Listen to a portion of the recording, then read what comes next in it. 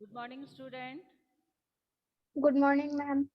मैं ममता शर्मा आदर्श बाल निकेतन उच्च माध्यमिक विद्यालय में हिंदी अध्यापिका आप सभी बच्चों का हिंदी ऑनलाइन क्लास में हार्दिक स्वागत करती हूँ। स्टूडेंट्स, आज हम अपनी न्यू सेशन की न्यू क्लास हिंदी से स्टार्ट कर रहे हैं। आशा है आप सभी बच्चों ने बुक खरीद ली होगी और सभी बच्चे अपनी पढ़ाई है वो आज से शुरू करेंगे। अगर किसी भी बच्चे को कोई भी प्रॉब्लम आती है तो सभी सब्जेक्ट टीचर से पर्सनल नंबर पे उनसे कॉल करके या फिर मैसेज करके आप पूछ सकते हैं। वो आपकी समस्या का निराकरण करेंगे। ग्रुप पे नहीं करेंगे बेटा आप लोग कोई भी प्रॉब्लम है वो, क्योंकि ग्रुप पे अन्य मैसेज होने के कारण वो आपका मैसेज है, ज़रूरी मैसेज है, वो छूट जाता है। इसलिए आप इस बात का ध्यान रखेंगे कि आप कोई भी प्रॉब्लम होने पर आप अपनी जो समस्या है वो पर्सनल नंबर पे भेजेंगे। तो स्टूडेंट, आप जैसे कि जानते हैं कि 6 से 8th तक अपनी वसंत जो बुक है वो चलती है, जिसमें 6 में फास्ट 1 नंबर, वसंत भाग 1, 7th में वसंत भाग 2 और 8th में वसंत भाग 3 होता है। तो वसंत में जो तीसरा भाग है उसमें से आज हम फर्स्ट चैप्टर से पढ़ेंगे, जिसका नाम है अपना पाठ 1 है, जिसके पाठ का नाम है ध्वनि और जिसके लेखक है सूर्यकांत त्रिपाठी निराला। सूर्यकांत त्रिपाठी निराला हैं वो, उनका जो अभिव्यक्ति है वो एक निर्भीक कवि के रूप में है और वे आशावादी जीवन जीते हैं। तो हम अपनी जो वसंत भाग 3 से अपने फर्स्ट चैप्टर का जो अध्ययन करेंगे उसका नाम है ध्वनि और उसके लेखक हैं सूर्यकांत त्रिपाठी निराला। सूर्यकांत त्रिपाठी निराला है और उसका पहले हम उन लेखक परिचय पढ़ते हैं। अपनी ध्वनि कविता पढ़ने से पहले हम सूर्यकांत त्रिपाठी निराला का जीवन परिचय पढ़ते हैं। तो शुरू करते हैं अपन सूर्यकांत त्रिपाठी निराला। जीवन परिचय। फक्कड़पन और निर्भीक अभिव्यक्ति में कबीर का प्रतिनिधित्व करने वाले सूर्यकांत त्रिपाठी निराला का जन्म 1896 ईस्वी में बंगाल के मेदिनीपुर गांव में हुआ था। फक्कड़पन और निर्भीक, निर्भीक यानी जिन्हें किसी का भी डर नहीं हो, वो एकदम भय से रहित हो, उनका कबीर का प्रतिनिधित्व करने वाले वो कबीर दास जी हैं। उनका प्रतिनिधित्व करने वाले हैं सूर्यकांत त्रिपाठी निराला, जिनका जन्म हुआ 1896 ईस्वी में बंगाल के मेदिनीपुर गांव में हुआ था। तो स्टूडेंट, अपना ये भी प्रश्न बन सकता है कि सूर्यकांत त्रिपाठी निराला का जन्म कहाँ और कब हुआ था। तो सूर्यकांत त्रिपाठी निराला का जन्म 1896 ईस्वी में बंगाल के मेदिनीपुर गांव में हुआ था। आपके पिता पिता पंडित राम साय त्रिपाठी थे। इनके पिता का नाम क्या था? सूर्यकांत त्रिपाठी निराला के पिता का नाम राम साय त्रिपाठी था। छोटे जो प्रश्न बनते हैं अपने बोर्ड एग्जाम में, उनमें अक्सर ये भी पूछा जाता है कवि का जन्म कहाँ और कब हुआ और इनके पिता का नाम। तो इनके पिता का नाम, सूर्यकांत त्रिपाठी निराला के पिता का नाम पूछा जाए आपसे तो इनके पिता का नाम है पंडित राम सहाय त्रिपाठी। आपकी प्रारंभिक शिक्षा हाई स्कूल तक हुई। इसके पश्चात आपने स्वाध्याय द्वारा हिंदी, संस्कृत तथा बांग्ला भाषाओं का अध्ययन किया। इन्होंने क्या किया? आपकी प्रारंभिक शिक्षा वो कहाँ से हुई? हाई स्कूल तक हुई। इसके पश्चात आपने स्वाध्याय यानी खुद से पढ़ाई करी और हिंदी में, संस्कृत में, बांग्ला में और भाषाओं का अध्ययन किया था। बाल्यावस्था में ही निराला के माता पिता उन्हें छोड़ स्वर्गवासी हो गए। बाल्यावस्था यानी जब उनकी छोटी उम्र थी तभी इनके जो माता पिता थे उनका स्वर्गवास हो गया। युवावस्था में एक एक करके पत्नी, भाई, भाभी तथा चाचा भी महामारी की भेंट चढ़ गई। युवावस्था में एक करके जब सूर्यकांत त्रिपाठी निराला हैं, वो जब युवा हुए तब उनकी पत्नी है, भाई है, भाभी है, चाचा हैं, वो भी महामारी की भेंट चढ़ गई, यानी उनकी भी मृत्यु हो गई। जैसे अभी हमारी कोरोना वायरस है, वो महामारी फैली हुई है और कितने ही लोग हैं वो अकाल मृत्यु को प्राप्त हो गए हैं। वैसे ही उस समय कोई महामारी फैली थी। सूर्यकांत त्रिपाठी निराला जब युवा थे उस समय कोई महामारी फैली, तो उस समय उनके पत्नी हैं, उनके भाई हैं, भाभी हैं और चाचा भी महामारी की भेंट चढ़ गई। आप भी जानते हो कि कोरोना वायरस के कारण हमारे कितने बच्चे, कितने बुजुर्ग, कितने युवा और कितने के पेरेंट्स हैं वो कोरोना की भेंट चढ़ गए हैं। तो ये महामारी ने क्या किया है, हमारा जीवन अस्त व्यस्त कर दिया। हमारी जो सारी व्यवस्था थी उसको क्या कर दिया, ध्वस्त कर दिया। फिर भी हम इससे जीत रहे हैं और आगे बढ़ रहे हैं, क्योंकि वैक्सीन ने हमारे को एक नई दिशा प्रदान की है। तो उस समय जो महामारी फैली थी उसमें सूर्यकांत त्रिपाठी निराला की पत्नी, चाचा, भाई ये सब है वो महामारी की भेंट चढ़ गए थे। अंत में उनकी परम प्रिय पुत्री सरोज भी उन्हें छोड़कर परलोक चली गई। और अंत में क्या हुआ, जब पत्नी भी चले गए, चाचा भी चले गए, भाई भी चले गए, बाद में अंत में क्या हुआ, उनकी प्रिय पुत्री यानी उनको जो उनकी प्रिय थी, पुत्री थी, जिसका नाम सरोज था, वह भी महामारी की भेंट चढ़ गई थी। मृत्यु के इस तांडव से निराला टूट गई।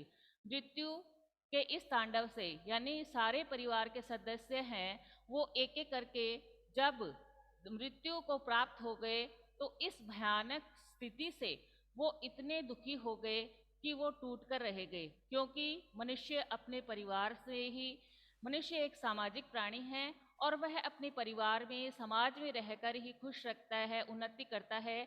लेकिन उनके सामने जब ये समस्या आई कि उनके चाचा, उनके भाई, उनकी पत्नी और अंत में जब उनकी पुत्री सरोज की मृत्यु हो गई, तो उन्होंने उनसे उनको बहुत दुख हुआ और वे टूट गए।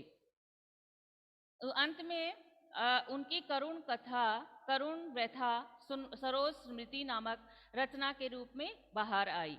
उन्होंने अपनी करुण कथा लिखी, किसमें, सरोज स्मृति। उन्होंने एक बुक लिखी, एक पुस्तक की रचना की, जिसमें उन्होंने अपने मनोभाव को व्यक्त किया था कि किस तरह उनके जीवन में कितने बदलाव आए, कितने उतार चढ़ाव आए और किस तरह से वे दुख से प्रताड़ित हुए हैं। सन 1961 ईस्वी में हिंदी के इस निराले साहित्यकार का देहावसान हो गया।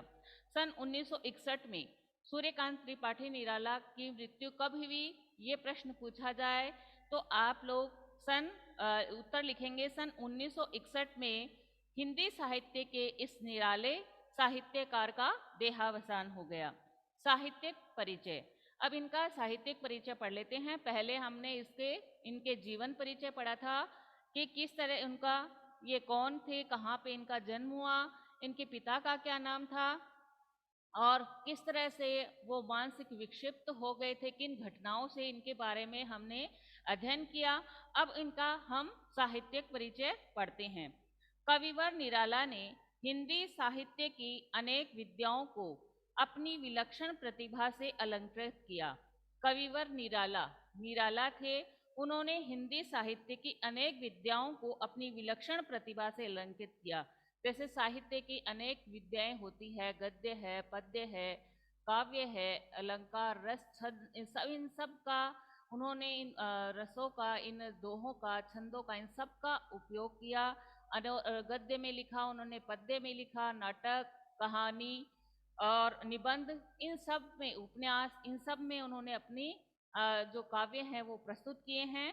उन्होंने काव्य रचना के अतिरिक्त कहानी, उपन्यास तथा आलोचना पर भी अपनी लेखनी चलाई। उन्होंने अपनी काव्य रचना के अतिरिक्त क्या क्या लिखा, कहानी लिखी, उपन्यास लिखे तथा आलोचना, यानी कोई आलोचना करना, यानी किसे कहते हैं कि कोई भी कवि है वो अपनी काव्य रचना करता है, उसमें जो कमियां होती हैं उस पर एक जो दूसरा कवि है वो अपनी प्रतिक्रिया देता है कि ये सही है या गलत है, तो उसी को हम क्या कहते हैं, आलोचना करना। यानी दूसरों की जो कमियां निकालते हैं उन पर, उससे जो तर्क वितर्क करते हैं, वो क्या कर रहे, उन्होंने अपनी आलोचना पर भी लेखनी चलाई कि इस साहित्य में ये कमी है, उनकी आलोचना लिखी।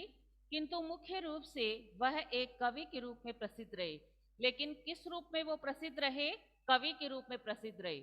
कवि के रूप में उनके प्रसिद्धि, अगर प्रश्न पूछा जाए कि किस रूप में सूर्यकांत त्रिपाठी निराला है वो मुख्य रूप से प्रसिद्ध रहे, तो अपना उत्तर होगा कि एक कवि के रूप में वो प्रसिद्ध रहे।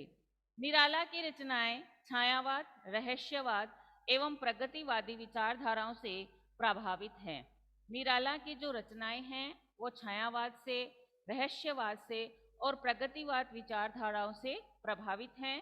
निराला जी ने अनेक पत्र पत्रिकाओं का संपादन भी किया। निराला जी ने अनेक पत्र पत्रिकाओं का संपादन भी किया है।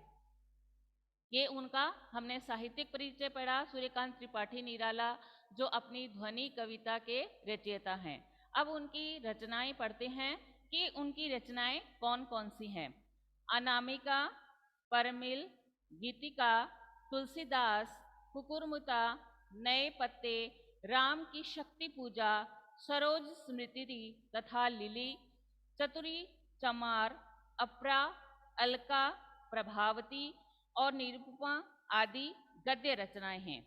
उनकी जो अनामिका है, परिमल है, गीतिका, तुलसीदास है, ये इनकी राम की शक्ति पूजा है, अलका है, निरुपमा, इनकी गद्य रचनाएं हैं। अब जो अपना है अभी न होगा मेरा अंत, हम इसका पाठ परिचय पढ़ते हैं कि अपनी जो ध्वनि कविता है सूर्यकांत त्रिपाठी निराला की, उसमें उन्होंने क्या बताया है। इसमें है ध्वनि कविता में कवि ने अपने आत्मविश्वास का परिचय देते हुए कहा है कि कवि के जीवन का अंत अभी नहीं होने वाला है। यद्यपि उनके प्रियजनों ने को ईश्वर ने छीनकर बार बार उन्हें बहुत आघात पहुंचाया, लेकिन वो उन आघातों से उनसे घबराए नहीं और बोले कि मेरा अंत अभी नहीं होगा।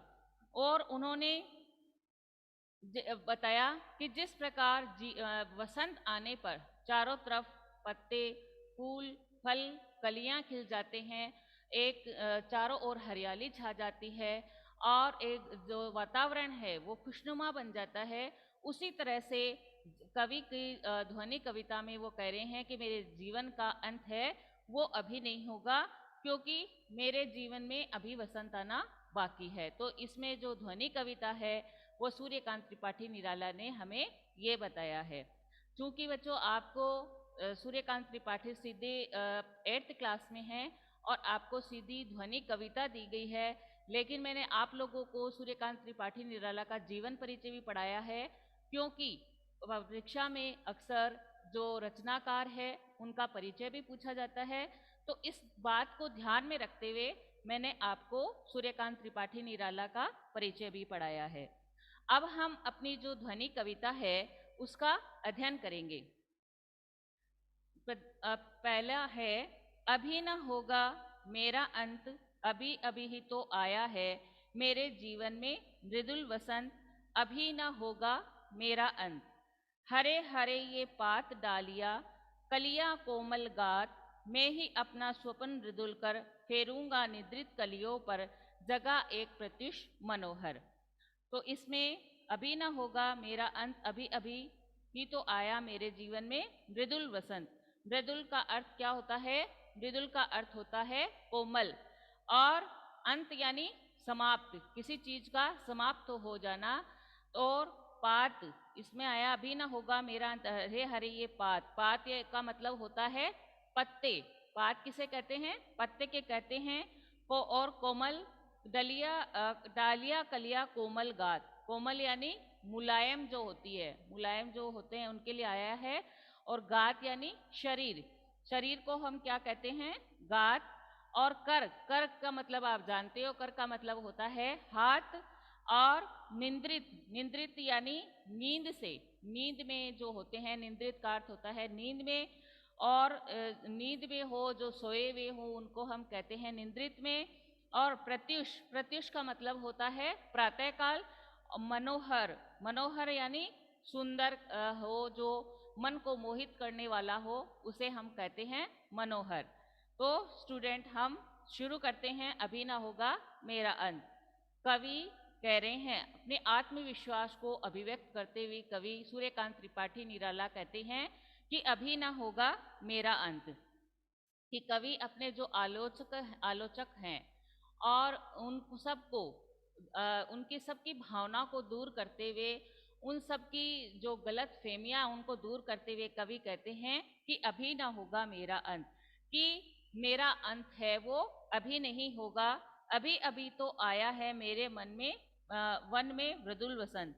कि मेरे जीवन में अभी अभी तो मृदुल यानी मनोहर वसंत आया है, तो मेरे जीवन का अभी अंत नहीं होगा, क्योंकि मेरे जीवन की अभी तो युवावस्था है और मेरे सामने है वो सारा जीवन पड़ा हुआ है।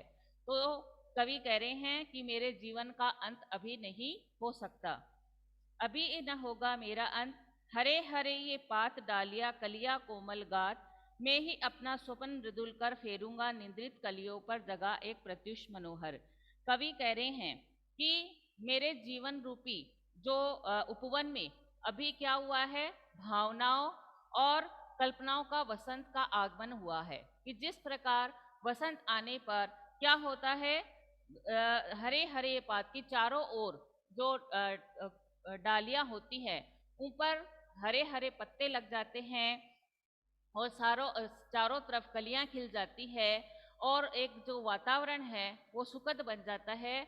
उसी प्रकार है मैं भी, क्या है मेरे जीवन में है वो युवावस्था आई है, तो मैं क्या करूँगा, मैं जो सोए व्यक्ति हैं, जो सोए युवा हैं, उनको जागृत करूँगा, उनमें एक नई चेतना का संचार करूँगा, उनमें आशा जगाऊंगा कि तुम्हारा जो अभी स्वर्ण में भविष्य आगे पड़ा हुआ है और हम सब अपनी कोमल भावनाओं के साथ, एक नई ऊर्जा के साथ, एक नई स्फूर्ति के साथ हमें आगे बढ़ना है। इसलिए आप सब लोग जागृत हो जाइए और एक नए सवेरे का आरंभ कीजिए।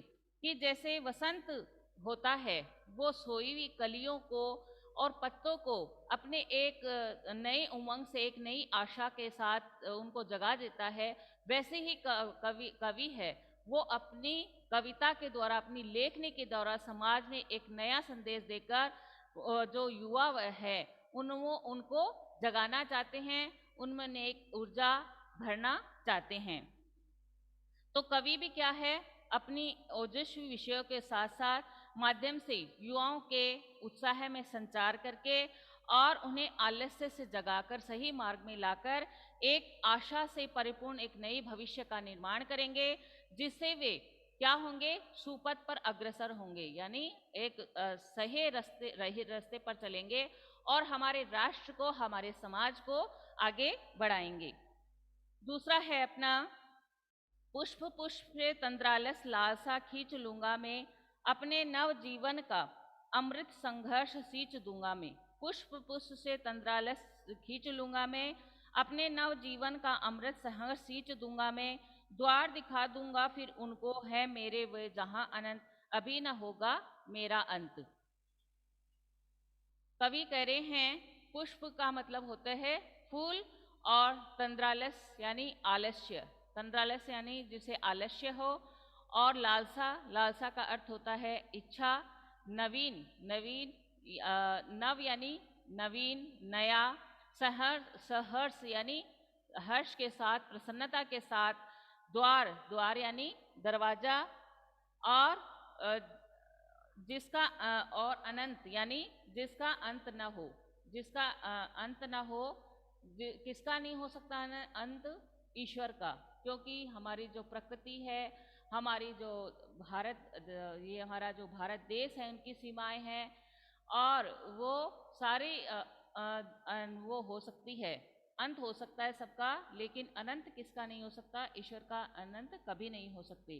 तो इसमें भी कवि है वो इसमें भी युवाओं को आलस्य को दूर करके उसमें नव चेतना का प्रसार करने की बात कह रहे हैं।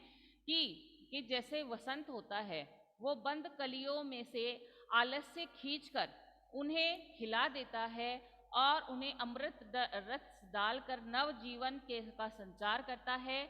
उसी प्रकार वो भी क्या करेंगे, युवाओं के मन में अब उनकी जो आलस्य की भावना है उनको वो दूर कर देंगे, उनमें उनके जीवन को उत्साह से, आशा से भर देंगे और अपनी कविताओं के द्वारा अनंत परमात्मा तक पहुंचने का मार्ग दिखाई देंगे। उन्हें सूर्यकांत त्रिपाठी निराला को पूरा विश्वास है कि अभी उनकी जीवन का अंत नहीं होगा और अभी बहुत समय तक वो अपनी रचनाओं से समाज का मार्गदर्शन करेंगे, युवाओं को आगे बढ़ाएंगे। जो युवा भटके हुए हैं उनको एक अलग मार्ग दिखाएंगे, उनको सही राह पर चलने का वो मार्ग है उनका प्रशस्त करने में, उनमें युवाओं में एक नई चेतना जगाएंगे, उनके आलस्य को दूर करेंगे। तो इस प्रकार कवि कहते हैं कि मैं अपनी कविताओं के माध्यम से समाज को एक नई गति प्रदान करूंगा, एक नई चेतना भरूंगा, मेरे जीवन का अंत अभी नहीं हो सकता। तो स्टूडेंट, हमने अपनी जो कविता है, ध्वनि कविता सूर्यकांत त्रिपाठी निराला की ध्वनि कविता है, इसका अध्ययन कर लिया है और अब हम उनके जो प्रश्नोत्तर हैं वो उनका भी अध्ययन कर लेते हैं कि जो प्रश्नोत्तर दिए गए हैं आपकी, कि कवि को ऐसा विश्वास क्यों है कि उसका अंत अभी नहीं होगा। तो कवि को विश्वास, पहला प्रश्न अपना दिया गया है कि कवि को ऐसा क्यों विश्वास है कि उसका अंत अभी नहीं होगा। तब कवि को ऐसा विश्वास इसलिए है क्योंकि अभी अभी उनके जीवन में उत्साह है, आशावादी भाव भरा हुआ है और इसके साथ ही वो अपने आत्मविश्वास से भी पूरित हैं और वे इसी अपने आत्मविश्वास के साथ आगे बढ़ना चाहते हैं और युवाओं में एक नई उमंग, एक नया उत्साह है और एक नया उन्हें मार्ग दिखाना चाहते हैं। इसलिए कवि कहते हैं कि उनका अंत अभी नहीं होगा। तो कवि का ऐसा विश्वास क्यों है कि उनका अंत अभी नहीं होगा, मैंने आप लोगों को इसका उत्तर बता दिया है कि कवि का अंत अभी नहीं होगा। दूसरा है अपना प्रश्न, फूलों को अनंत तक विकसित करने के लिए कवि कौन कौन से प्रयास करते हैं। कि कवि को अनंत तक विकसित करने के लिए कवि कौन कौन सा प्रयास करते हैं।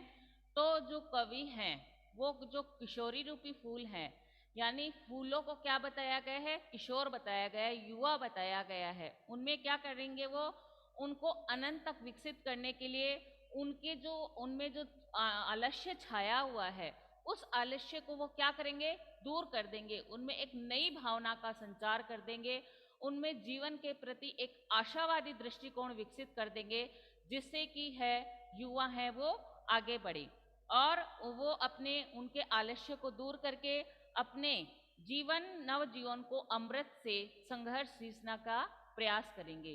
तो फूलों को अनंत तक विकसित करने के लिए वो क्या करेंगे कि अपने नव जीवन को अमृत से संघर्ष सींचने का प्रयास करेंगे। आगे अपना प्रश्न है, कवि पुष्पों की तंद्रा और आलस्य दूर हटाने के लिए क्या करना चाहता है। तो कवि क्या करना चाहता है कि कवि किशोरी रूपी पुष्पों की तंद्रा और आलस्य को दूर हटाने के लिए उन्हें अपने स्वप्न भरे कोमल हाथ से उनको फेरना चाहता है और एक उन्हें नए प्रभात का संदेश देना चाहता है कि अब एक नया प्रभात है, एक नया सवेरा है, वो होने वाला है और इससे वो एक समाज को एक नया समाज को एक नई दिशा प्रदान करेंगे, एक नया दृष्टिकोण प्रदान करेंगे, जिससे हमारा समाज है वो आगे बढ़े। वो एक कवि क्या कर सकता है, कवि क्या कर सकता है समाज को आगे बढ़ाने के लिए, कवि है वो अपनी रचनाओं के माध्यम से, वो अपनी लेखनी से ऐसे युवाओं में ऐसी भावना को संचार कर सकता है जिससे युवा को प्रेरणा मिले और वे सहर्ष अपने देश के लिए आगे बढ़े। कविता से आगे का पहला प्रश्न है, वसंत को ऋतुराज क्यों कहा जाता है। आपस में चर्चा कीजिए। तो हाँ, वसंत को ऋतुराज क्यों कहा जाता है, क्योंकि ये सभी ऋतुओं की क्या होती है, ये सबसे ऋतुओं में प्रमुख ऋतु है। ना इस वसंत ऋतु में ना अधिक गर्मी रहती है ना अधिक सर्दी रहती है, मौसम है वो सुहावना रहता है, चारों तरफ हरियाली छा जाती है, नए नए पत्ते आ जाते हैं, चारों तरफ एक खुशनुमा वातावरण हो जाता है। कोमल पत्तों से, फूलों से पुष्प हैं वो लद जाते हैं, और जो पशु पक्षी हैं वो भी, उनमें एक नया उत्साह आ जाता है, एक नई उमंग आ जाती है। और आम के जो पेड़ होते हैं उन पर बोरें आ जाती हैं, और ये इस प्रकार से सारा वातावरण है वो मिलकर वातावरण को एक मनमोहक बना देता है, यानी मन को आकर्षित करता है। जो वसंत ऋतु होती है वो हमारे मन को आकर्षित करती है, और वसंत की इन्हीं विशेषताओं के कारण वसंत को ऋतुराज कहा जाता है। तो स्टूडेंट, आज हम अपनी जो पाठ्य पुस्तक है उसमें हमने 3 प्रश्नों का अध्ययन कर लिया। सूर्यकांत त्रिपाठी निराला है, उनका जीवन परिचय पढ़ लिया, और अपनी ध्वनि कविता का अध्ययन कर लिया, और पाठ से आगे के 3 प्रश्नों हैं और कविता से आगे के 1 प्रश्न हैं, उनको हमने अध्ययन कर लिया है। इसमें अगर आपको कोई भी डाउट हो, कोई भी प्रॉब्लम हो, तो आप मेरे से पर्सनल नंबर पे कॉल करके या मैसेज करके पूछ सकते हैं। क्योंकि मेरी अब जो अगले क्लास का टाइम हो गया है, इसलिए अपने को जो ये कक्षा है वो अपनी यहीं पर समाप्त करनी पड़ेगी। आपको इस पाठ से रिलेटेड कोई भी समस्या हो तो आप मेरे पर्सनल नंबर पे कॉल कर लीजिएगा। Thank you, have a nice day.